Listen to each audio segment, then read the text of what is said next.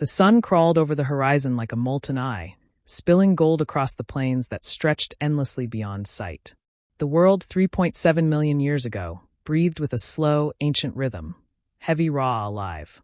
Heat shimmered above the grasses, shadows of strange, towering beasts moved through the haze. And in the midst of it all, a small band of early humans stirred from their shallow nests, blinking into the morning light. Among them was Caro, young, lean, and restless, born with sharper curiosity than most of his kin. Where others feared the unknown, Caro leaned toward it like a plant stretching toward the sun. His people, not yet fully human but far from the beasts they once were, survived by scavenging, gathering, watching, waiting. They had no words, not truly, only gestures and guttural calls.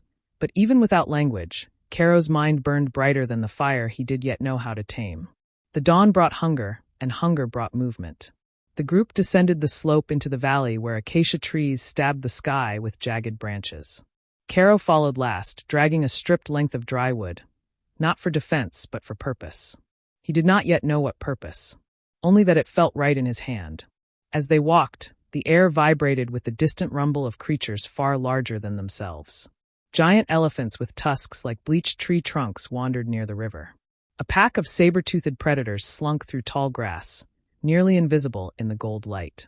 And high above, circling lazily, were vultures waiting for death to reveal itself somewhere upon the earth.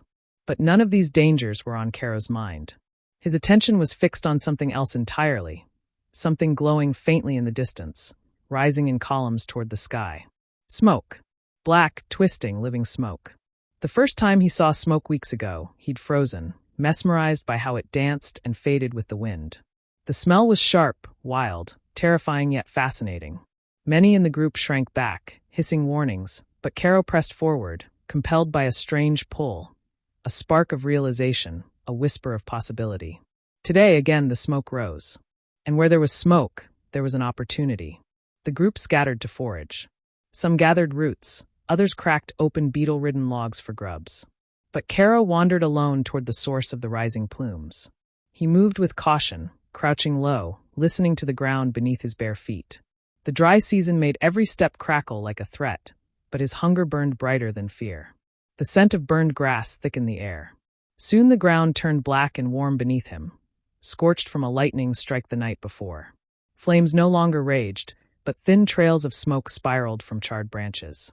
And above them, clustered in the fork of a massive fallen tree, was something golden, something shimmering. Honey. A colossal hive, larger than Caro's chest, pulsed with movement. Bees, not the small, docile ones of the far future, but giant, ancient monsters with stingers long as thorns, swarmed protectively around their treasure. Their buzzing vibrated through Caro's bones. Caro crouched behind a rock, breath trembling. He had stolen honey before, once when the hive was abandoned, but this was a living fortress. And yet, instinct whispered that the smoke might be a shield. He watched how the bees behaved. When wind blew smoke toward them, they drifted away, dazed, confused. When smoke thinned, they surged back angrily. So smoke changed them. Smoke weakened them. His mind sparked with the rough beginnings of a plan, something no one he knew had ever dared. Slowly, carefully, Caro gathered smoldering sticks from the burned grass, piling them together. The smoke they gave off drifted lazily, thin and weak. Not enough. He needed more. Caro searched for dried grass, brittle bark, dead leaves, anything that would burn thick and long. He piled them atop the glowing sticks. A faint flame licked upward. Smoke thickened. He waved his hand through it experimentally. The smell was fierce. His eyes watered. But when he walked through the smoke cloud, he felt emboldened, invisible. The bees, however, reacted instantly. They spiraled higher, agitated, then retreated deeper into the hive cluster. Caro's heart thudded. This was the way. This was power.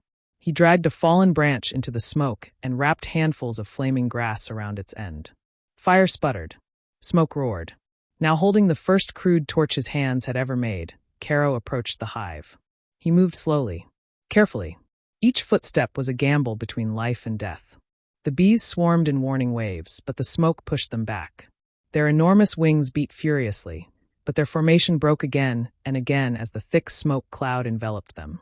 Caro's face stung from heat. Sweat trickled into his eyes. The hum of bees was deafening, but the honey glistened just out of reach, golden, fragrant, intoxicating. He stretched out his free hand. He scooped. Warm honey coated his fingers. Thick, sweet, alive with energy. Adrenaline surged through him. He pulled back and devoured it greedily. It flooded his mouth with warmth and sugar unlike anything in the world, a feast rich enough to sustain days. But he wanted more. With handful after handful, he gathered honey into a hollow piece of bark snagged from the fallen tree. The bees grew frantic, but each time they swarmed, Caro thrust the smoke toward them and watched them scatter. Soon the bark container overflowed. And that was when a new sound shattered the air. A deep, low, thunderous growl. Caro froze. In the shadows behind the scorched log stood a massive beast, taller than any creature he had ever seen up close. A giant short-faced bear, the apex predator of the region. Its nostrils flared. It smelled honey, smoke, and human flesh. Its paws were the size of Caro's head, its teeth like stone blades crafted by time itself. Caro clutched his torch, though it suddenly felt small and pitiful. The bear stepped forward. Caro stepped back. The hive behind him crackled, melting slightly from the heat. Bees scattered chaotically, not from smoke now, but from the tremors of the bear's steps. Caro's mind raced. One path led to death, another to survival. He grabbed the overflowing bark bowl, held it tight to his chest, and bolted. The bear roared. The plains exploded with movement. Caro sprinted through scorched grass, torch flickering wildly. The earth shook behind him as the bear pursued. Every instinct screamed. Every step was survival. The honey sloshed. The wind knifed into his chest. But he did not stop. He ran until smoke blurred into sunlight, until trees swallowed him, until the bear's roar faded into distance. And only then, trembling, sweating, gasping, did Caro realize what he had done. He had taken food from the sky. He had wielded smoke like a tool. He had stolen from creatures far stronger than himself. He had done something new. The heat of the day had waned, but Caro's mind burned hotter than the sun as it arced toward the west. The honey he had stolen, thick, golden, and intoxicatingly sweet, pulsed with warmth in the hollow bark container at his side. Every time he touched it, he felt the same thrill, the same heartbeat of victory. And yet, he knew deep down that what he had done today was only the beginning. He moved cautiously through the tall grasses, feeling the rough stems scrape his bare arms. Each step was deliberate, ears straining for any hint of danger. The bear had retreated, but its presence lingered in his mind like a shadow that refused to fade. He understood, perhaps for the first time, that the world was filled with creatures stronger, faster, and deadlier than himself. And yet he had survived, had triumphed, by thinking, by observing, by understanding. When he reached the relative safety of a shaded grove, Caro paused. He sank to the ground, pressing his fingers into the soft earth, feeling its coolness contrast with the sticky warmth of honey. He tasted a drop, letting it coat his tongue, and felt energy pulse through his muscles. He was stronger now, lighter, faster, not just in body, but in mind. He had touched something powerful. He had wielded knowledge, and knowledge, even then, was as sharp as a spear. Around him, the rest of his small band had begun to settle, calling to one another in low, guttural tones. They had sensed his absence, had worried, and now they gathered near, curious, cautious. Caro held the honey aloft and gestured. His signals were crude, hands waving, tapping his chest, pointing, but they were enough. Eyes widened, fingers stretched, mouths opened, gasping, as if they could taste the sweetness without even touching it. For a moment, the air was filled with wonder, a collective sense of awe that transcended fear. They had seen many things in their lives: storms, wildfires, beasts, rivers swollen with rain. But this act of defiance against nature itself, was new. The bees, the fire, the honey, the massive bear, all had been confronted and survived. Caro had created a story without words, and in that story, he had become a hero. But the lesson was not simple. They were not safe. Caro knew that the bear would remember. Apex predators, he had learned, were patient. They remembered scents, patterns, movements. It might wait days, even weeks, until hunger forced it to track the faint traces of smoke or the golden scent that lingered on Caro's skin. Survival demanded caution. Caro began experimenting. He lifted small pieces of charred wood, striking them together until tiny sparks danced into the dry grass.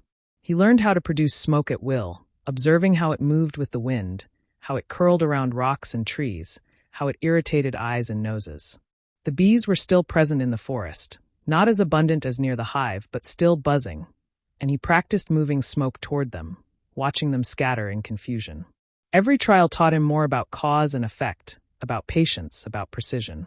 Each ember, each curl of smoke, was a lesson written in the air. As night approached, he thought about his next steps. He knew the honey was a powerful resource, a concentrated source of energy that could sustain the group far longer than roots or berries ever could.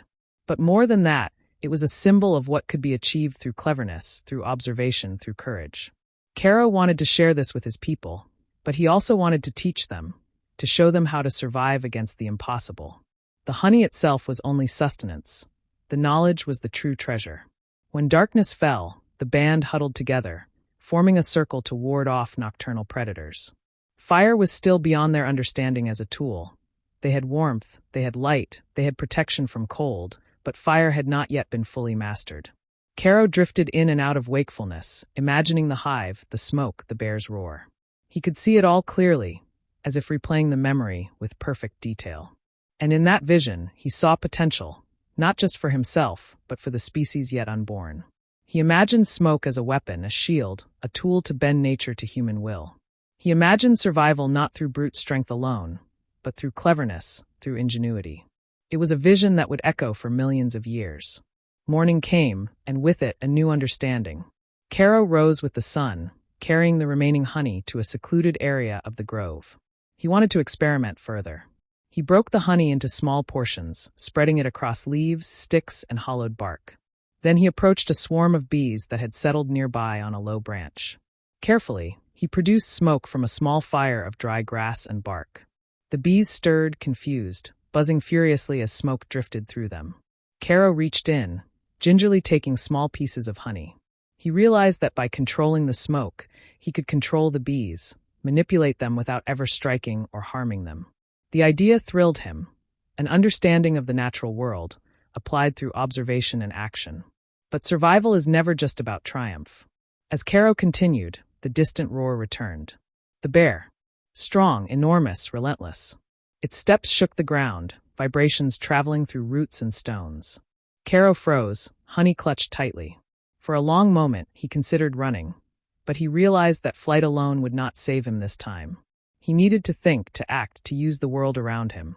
He scattered small branches in the path between him and the approaching predator, then lit them. Smoke rose quickly, thick and pungent. The bear halted, sniffing the air, confused. It growled, paws swiping at the smoke, eyes narrowing. And in that moment, Kero moved. He dropped honey along the ground, creating a distracting trail, and darted to the side, hidden by the rising smoke. The bear roared, uncertain, and pawed at the scattered honey, giving Kero just enough time to escape. The event was a revelation. Smoke was not just for bees. It could influence even creatures larger and stronger than humans. Kero began to understand the principle of leverage, that knowledge, cleverness, and timing could multiply physical power. He did not yet know the words to describe it, but in his mind, the concept took root.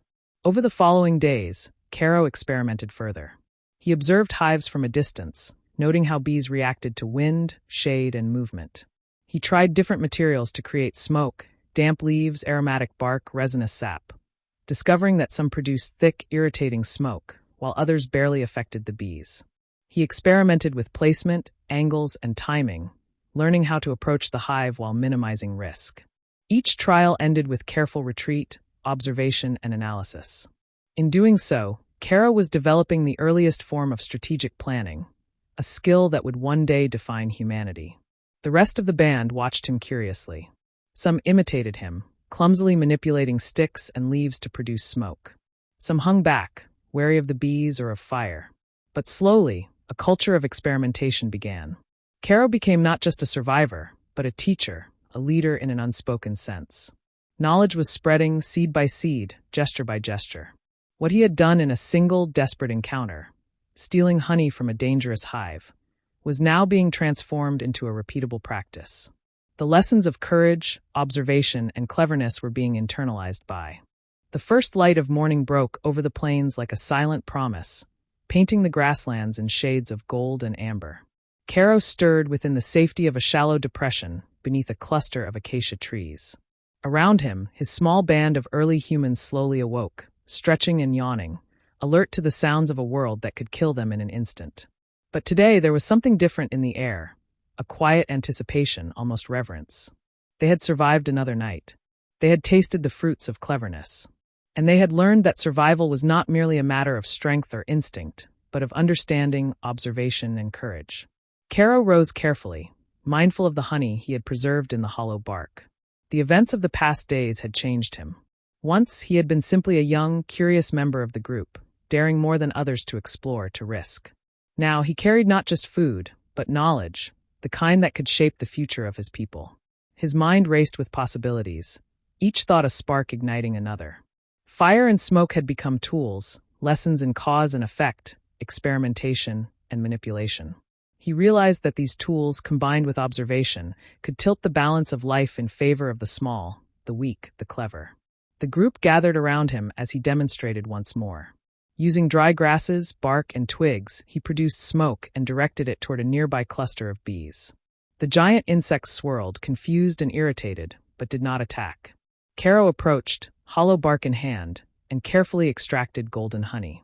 The band watched, eyes wide, mouths open, sensing the strange, exhilarating power in what they were witnessing. This was more than survival, it was mastery over nature, if only in a small, fleeting way. But as they celebrated, Caro remained cautious. He remembered the bear, the massive predator that had almost ended his life in the initial raid. Apex creatures did not forgive or forget. The scent of honey, the smoke, and even Caro's presence could attract danger. He decided it was time to explore the boundaries of risk and reward, to teach his people how to be both daring and careful. This was the true lesson of the hive. Strategy mattered more than brute force. For days, the band practiced. Caro experimented with different materials to create smoke that was thick, persistent, and safe to handle. He discovered that some leaves produced acrid smoke that drove the bees away more effectively, while certain types of bark created a slow, smoldering cloud that lingered long enough to allow safe collection. His people began to imitate him, cautiously, and soon small clusters of smoke rose from various spots, each experiment a chance to learn and improve.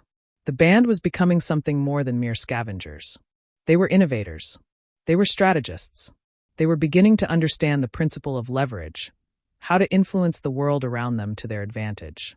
One day, Caro decided to venture farther, toward a distant grove he had seen during his initial flight from the bear. The grove promised richer resources. Hives larger than any he had encountered, water from a small creek, and natural shelter from the blazing sun. The journey was perilous. Predators lurked everywhere, saber-toothed cats, giant hyenas, and the ever-present bears. Every step was measured, every sound analyzed. Caro carried his torch and a small pile of dry grass and bark, ready to produce smoke if needed. He also carried a small portion of honey, both as food and as a lure, should the need arise. His mind had become a calculating engine, weighing risk, reward, and timing with precision far beyond what his peers could comprehend. Upon reaching the grove, Caro was rewarded with a sight that stole his breath. Massive hives clinging to the high branches of ancient trees, dripping with golden honey, guarded by enormous swarms of bees. The scale was unlike anything he had seen before, and yet his knowledge gave him courage. He arranged his materials carefully, built a modest pile of dry grasses and twigs, and ignited them. Smoke spiraled upward, thick and pungent. The bees wavered, confused and disoriented. Caro moved closer, then closer still, until he could reach the honey. Carefully, he extracted a portion, depositing it in a hollowed-out bark container. Each movement was deliberate, practiced, and measured. Every instinct honed to survival, every thought focused on timing and precision. The thrill of mastery pulsed through him. But then, from the underbrush, a new danger emerged. This was no ordinary predator. It was another bear, perhaps drawn by the scent of honey, or perhaps simply roaming the territory. Caro froze, weighing his options.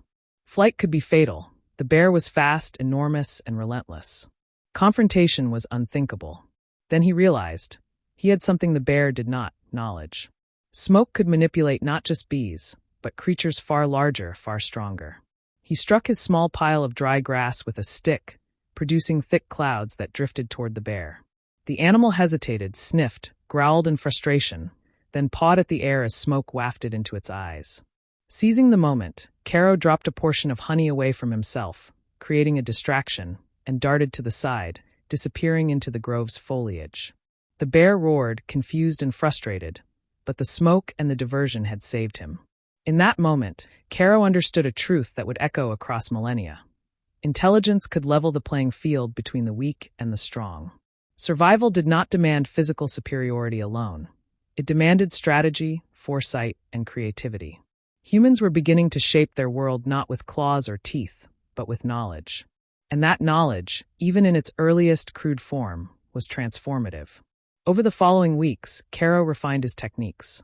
He experimented with smoke at different times of day, with different hives, and under varying wind conditions. He taught his people, gesturing, demonstrating, and guiding. Slowly, the band learned the subtle art of manipulating the environment to their advantage. They learned patience, observation, and timing. They learned to respect danger while asserting control over resources. Honey became more than food. It became a symbol of ingenuity, a testament to the power of cleverness over brute force. One evening, as the sun dipped low and the air cooled, Caro sat with the band around a small fire. Smoke curled lazily into the sky, carrying with it the scent of honey and the faint aroma of burned grass. His people rested, their bellies full, their eyes bright with understanding. They had learned something profound, that survival was not just about reacting, but about anticipating, planning, and shaping the world around them. Caro had introduced them to a new kind of power, the power of knowledge, applied through observation, experimentation, and cleverness. As darkness fell, Caro looked up at the stars. Though he did not name them, nor understand the vastness they represented, he felt the pulse of the universe, a rhythm of life, death, and endless possibility. He thought of the hives, the bees, the bears, the plains, and his small band of people. He thought of the smoke curling into the sky, and he understood something fundamental. The future belonged to those who could imagine, plan, and act upon the world around them.